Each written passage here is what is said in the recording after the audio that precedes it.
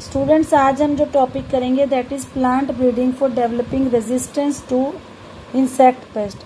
आपको पता होगा कि हमारी जो क्रॉप्स हैं उनको सिर्फ पैथोजन से ही नुकसान नहीं होता, जो पेस्ट हैं जैसे कि चूहे हैं, गिलहरी है, उनसे भी बहुत ज़्यादा हमारी फसलों को नुकसान हो सकता है। और सबसे बड़ी बात ये है कि ये सिर्फ आपकी फसलों को तब नुकसान नहीं पहुंचाते जब वो फील्ड्स में हैं। जब आप उनको काट के स्टोर में, गोदाम में रख लेते हो, ये तब भी उनको नुकसान पहुंचा सकते हैं। तो जनरली इनसे भी छुटकारा पाने के लिए हम स्प्रे या केमिकल्स का यूज़ करते हैं, बट उनके कुछ साइड इफ़ेक्ट्स भी होते हैं। तो यहाँ पर भी हम ब्रीडिंग के द्वारा ऐसी वैरायटीज़ बना सकते हैं जो नेचुरली पेस्ट रेजिस्टेंट हों। अब इंसेक्ट रेजिस्टेंस जो है प्लांट्स में, वो मॉर्फोलॉजिकल, बायोकेमिकल या फिजियोलॉजिकल कैरेक्टरिस्टिक्स के कारण हो सकती है। इट मीन्स कि कई बार प्लांट्स के दिखने में या प्लांट्स के अंदर कुछ ऐसे रिएक्शन होते हैं कि कोई इंसेक्ट या तो उनकी तरफ अट्रैक्ट होता नहीं है, या इन केस अगर वो अट्रैक्ट हो जाता है तो वो अपने अंदर कुछ ऐसे रिएक्शन करते हैं कि वो वहीं पे डेड हो जाए। फॉर एग्जांपल, कुछ प्लांट्स हैं जिनके अंदर जो लीव्स हैं उन पे हेयर होते हैं, जिसकी वजह से जो इंसेक्ट है वो उनसे दूर भागते हैं। जैसे कॉटन में जैसिड्स एक कीड़ा होता है जिसको भगाने के लिए हेयरी लीव्स पाई जाती हैं, या वीट में भी जो लीफ बीटल है उसको भगाने के लिए ये मेथड देखा गया है। इसके अलावा वीट में जो स्टेम है वो सॉलिड होती है, मतलब मोटी स्टेम्स होती हैं, सॉलिड स्टेम होती हैं, तो इस वजह से जो स्टेम सोफ्लाई है वो उस पर अटैक नहीं करती। और इसी तरह से कॉटन की कुछ ऐसी वैरायटीज़ भी होती हैं जिनकी लीव्स बहुत ही ज़्यादा स्मूथ है और जिनमें बहुत ही कम नेक्टर है, तो उसकी वजह से भी जो बॉलवॉर्म है, जो कीड़ा है जो जनरली कॉटन को नुकसान पहुंचाता है, वो उनके पास नहीं आता। इसी तरीके से मेज़ में भी एस्पार्टिक एसिड की मात्रा ज़्यादा होती है और नाइट्रोजन और शुगर की मात्रा कम होती है। इसकी वजह से जो स्टेम बोरर्स है वो उस पर अटैक नहीं करते। तो यहाँ पे हमने ये देखा कि किस तरीके से प्लांट अपने अंदर कुछ ऐसे बदलाव कर लेते हैं जिसके कारण जो कीड़े हैं या पेस्ट है वो उनकी तरफ अट्रैक्ट नहीं हो पाते, वो उनसे दूर भागते हैं। तो पेस्ट रेजिस्टेंट वैरायटीज़ अगर हम क्रिएट करते हैं तो उसके लिए भी वही स्टेप्स हैं जो हमने अपने लास्ट टॉपिक में पढ़े थे।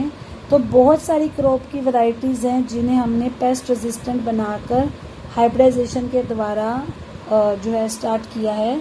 तो जैसा कि आप यहाँ टेबल में देख सकते हो, ब्रेसिका की जो वैरायटी क्रिएट की गई थी दैट वाज पूसा गौरव, जो उसको एफिड्स के अगेंस्ट प्रोटेक्ट करती है।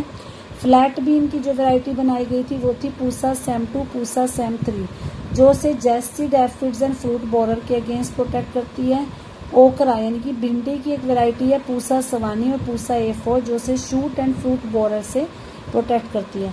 तो अगेन स्टूडेंट्स, ये जो टेबल है अगर आप पूरा याद कर सकते हो तो वेल एंड गुड, अगर नहीं कर सकते तो आपको एक दो नाम अच्छे से याद होने चाहिए, क्योंकि बोर्ड में इसमें से क्वेश्चन आए कोई गारंटी नहीं है। हार्डली 1 या 2 मार्क्स का आएगा, बट आपका जो नीट का एग्ज़ाम होता है उसमें यहाँ से क्वेश्चन आने के चांसेस 100% रहते हैं। इसके बाद है कि प्लांट ब्रीडिंग से हम फूड क्वालिटी को भी इम्प्रूव कर सकते हैं। हमारे वर्ल्ड में 840 मिलियन से भी ज़्यादा लोग हैं और ये पॉपुलेशन अभी भी बढ़ रही है, लेकिन इससे भी ज़्यादा लोग ऐसे हैं जिनके पास प्रॉपर मात्रा में फूड अवेलेबल नहीं है। मतलब फूड तो है, खाना तो है जिससे वो अपना पेट भर रहे हैं, लेकिन उसके अंदर वो सारे न्यूट्रिएंट्स अवेलेबल नहीं है जो उनको चाहिए, जो उनकी ग्रोथ के लिए ज़रूरी है, जिसकी वजह से उनके अंदर बहुत सारी डेफिशिएंसी देखी जाती है, जिसे हिडन हंगर भी बोलते हैं। क्योंकि वो, आप ये कह सकते हो कि उनके पास खाने को रोटी चावल तो है, बट जो फ्रूट्स, वेजिटेबल्स, फिशेस, मीट या अलग से जो सप्लीमेंट्स चाहिए जिनसे हमारे शरीर को बाकी न्यूट्रिएंट्स मिलते हैं, वो सब न्यूट्रिएंट्स लेने में उनके पास जो है बजट नहीं होता। इस वजह से उनके अंदर माल न्यूट्रिशन की प्रॉब्लम बहुत ज़्यादा होती है। और जब कोई व्यक्ति ऐसी डाइट लेता है जिसमें iron, vitamin A, iodine, zinc, मतलब इस तरह के न्यूट्रिएंट्स अवेलेबल नहीं होते, तो उनके अंदर बीमारी की संभावना भी बढ़ जाती है। इसके अलावा उनकी जो लाइफ स्पेन है वो भी कम हो जाता है, उनकी जो मेंटल एबिलिटी है वो भी कम हो जाता है। तो इस प्रॉब्लम को ख़त्म करने के लिए एक नया मेथड डेवलप किया गया है, या आप कह सकते हो एक नई टेक्नोलॉजी आई है, एक नई टेक्निक आई है, that is known as biofortification. Important question है। Now what is the meaning of bio fortification? Breeding crops with higher level of vitamins and minerals और higher protein and healthier fat is the most practical means to improve public health. कि अगर हमें लोगों की health को improve करना है तो हमें क्या करना है, जो क्रॉप लोग ज़्यादा खाते हैं जैसे गेहूँ चावल, हमें उन्हीं क्रॉप्स के अंदर विटामिन, मिनरल्स, प्रोटीन और फैट की मात्रा को बढ़ा देना है ताकि उनको अलग से किसी चीज़ को खरीदना ना पड़े। जो चीज़ वो खरीद रहे हैं उसी से उनकी सारी न्यूट्रिएंट्स की भरपाई हो जाए और वो अपनी हेल्थ को इम्प्रूव कर सकें। तो अगर हम इस तरीके से ब्रीडिंग करते हैं तो हम बहुत सारे अपने ऑब्जेक्टिव्स को फुलफिल कर सकते हैं।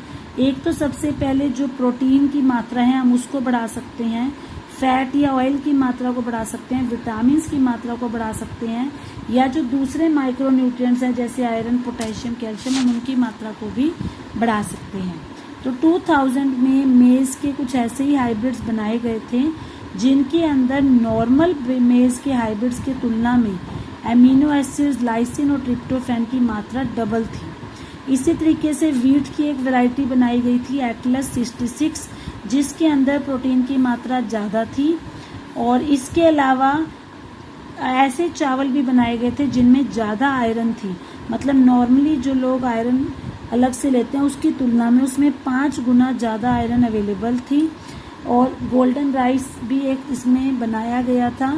गोल्डन राइस जो है इसके अंदर विटामिन ए की मात्रा जो है ज़्यादा थी जिसकी वजह से जो लोगों में आँखों की प्रॉब्लम रहती है, ब्लाइंडनेस वगैरह की, वो काफ़ी हद तक कंट्रोल हो गई थी। तो न्यू दिल्ली में जो एक सेंटर है IARI जिसे हम इंडियन एग्रीकल्चर रिसर्च इंस्टीट्यूट के नाम से भी जानते हैं, उन्होंने भी बहुत सारी क्रॉप्स ऐसी बनाई हैं जिनमें नॉर्मल वैरायटी की तुलना में विटामिन और मिनरल्स की मात्रा ज़्यादा होती है।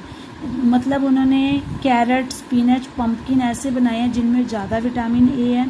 इसके अलावा उन्होंने करेला ऐसा बनाया जिसमें ज़्यादा विटामिन सी है।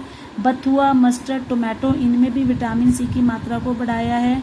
इसके अलावा जो स्पिनच यानी कि पालक और बथुआ है उसके अंदर भी आयरन और कैल्शियम की मात्रा को बढ़ाया है।